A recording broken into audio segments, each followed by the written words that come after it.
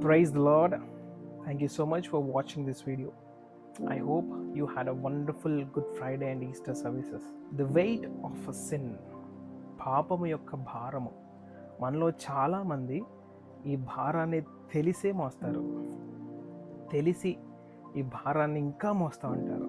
Let's read Isaiah 59 to what it says.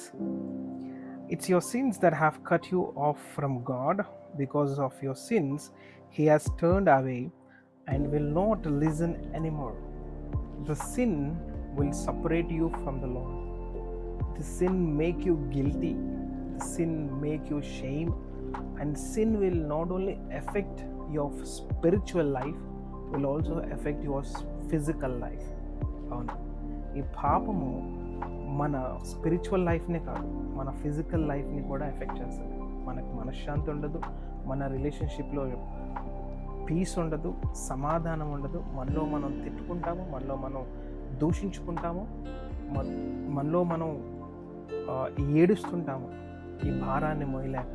ఈ భారము మోయలేక మన సంఘానికి కూడా రాకుండా ఉంటాము. ఎస్, చాలామంది సంఘానికి వస్తూ కూడా ఈ భారాన్ని మోస్తారు.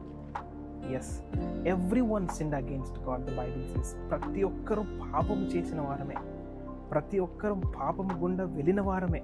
కానీ there is a plan for God to bring us from this sin, to bring us from this wait.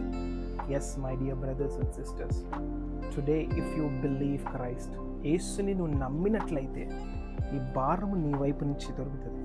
ఎందుకంటే ఈ భారము ఆయన 2000 సంవత్సరాల క్రితమే ఆయన మీద వేసుకున్నాడు.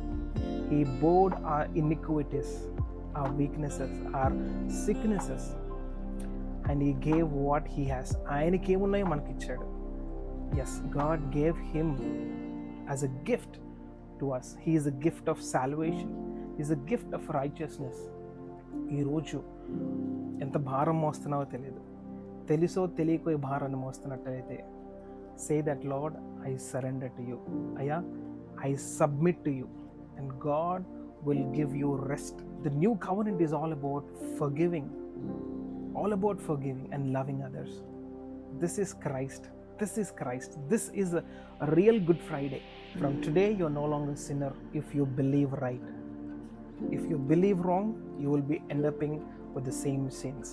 But if you believe right, you become right as Christ. And you are free from your sins. You are free from the weight of the sins. Praise God for that. Thank you.